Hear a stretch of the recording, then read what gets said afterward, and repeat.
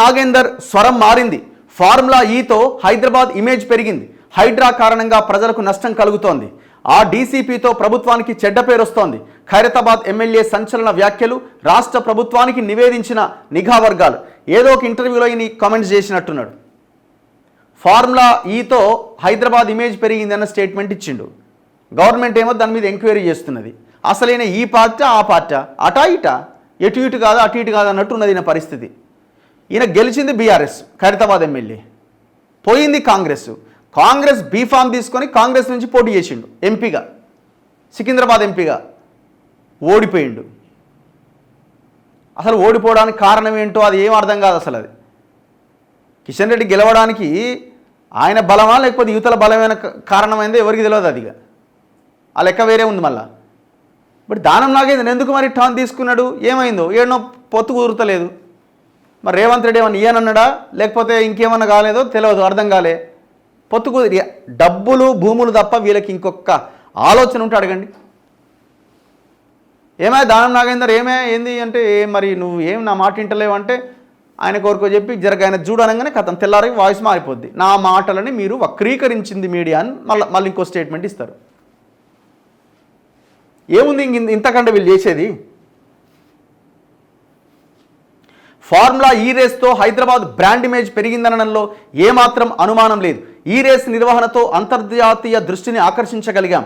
ఇందులో అవినీతి ఉందా లేదా అనేది ఇప్పుడే చెప్పలేం. అవినీతి లేదని కేటీఆర్ చెబుతున్నారు కదా అని ఖైరతాబాద్ ఎమ్మెల్యే దానం నాగేందర్ సంచలన వ్యాఖ్యలు చేశారు. బీఆర్ఎస్ తరపున గెలిచి అనంతరం కాంగ్రెస్లో చేరిన ఆయన ఓ ఇంటర్వ్యూలో మాట్లాడడం కలకలం సృష్టిస్తోంది. హైడ్రా విషయంలో గతంలో తాను అన్న మాటలకు కట్టుబడి ఉంటానని కూడా దానం స్పష్టం చేశారు.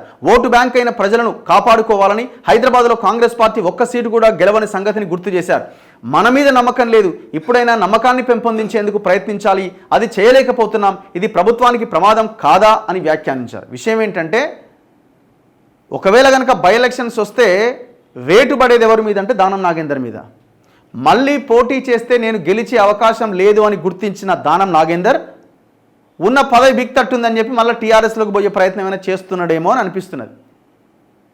ఇప్పుడు నేను మళ్ళీ పోటీ చేయనివాడిని గెలుస్తాడేమో చూడండి. కాంగ్రెస్ నుంచి పోటీ చేసినా గెలిచే అవకాశాలు ఉన్నాయి, అధికార పార్టీ కాబట్టి నేను అంటున్నా. సో అందుకే ఎందుకు బై ఎలక్షన్ వచ్చేటట్టున్నదని ఆయన, ఎందుకంటే వాళ్ళు మళ్ళీ సుప్రీంకోర్టుకి పోయారు. క్లియర్ ఎవిడెన్స్ ఉన్నది. ఏంది? బీఆర్ఎస్లో గెలిచిండు, పార్టీ జంప్ అయ్యిండు, కాంగ్రెస్ బీఫామ్ మీద టికెట్ తీసుకొని పోటీ చేసిండు. క్లియర్ ఎవిడెన్స్ ఉన్నది.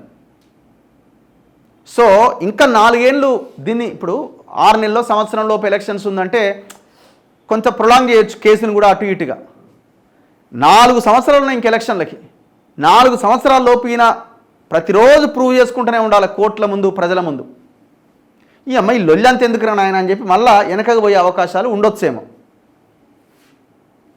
ఇది ప్రభుత్వానికి ప్రమాదం కాదా అని వ్యాఖ్యానించారు. హైదరాబాద్లోని ఒక డీసీపీ స్థాయి అధికారిని ఉద్దేశించి మాట్లాడుతూ ఆయన ఒళ్ళు దగ్గర పెట్టుకొని పనిచేస్తే సంతోషమని, ఏది ఎవరి మీదైనా కేసులు పెడతానంటూ వెళ్లడం వల్ల ప్రభుత్వం, ముఖ్యమంత్రికి చెడ్డ పేరు వస్తుందని దానం నాగేందర్ అన్నారు. ఇలాంటి అధికారులు వస్తుంటారు, పోతుంటారు. నేను ఎంతో మందిని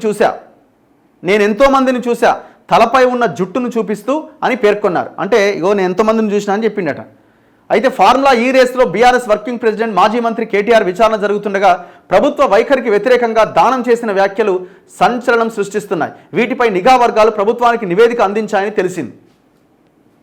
మాట్లాడిచ్చుంటారు, లేకపోతే ఏం పైసలే కదా. ఏమైనా దానం నాగేంద్ర పోతే కానీ ఇది ఒక్క స్టేట్మెంట్ ఇయ్యి అని అనుంటారు. బ్యాగ్ పోయి ఉంటుంది, మాట్లాడి ఉంటాడు, అంతకుమించి ఏముంటుంది. ఆయన ఈ మొత్తం తప్పులకి ఇప్పుడు ఈ కాంగ్రెస్ అనవసరంగా పార్టీలోకి తీసుకొని గొక్కున్నట్టే కదా. ఎవడు చేయమన్నాడు? ఆ 10 మంది ఎమ్మెల్యేలు ఎవడు తీసుకోమన్నాడు? ఎవడు కూలగొడతానని మీ గవర్నమెంట్ని?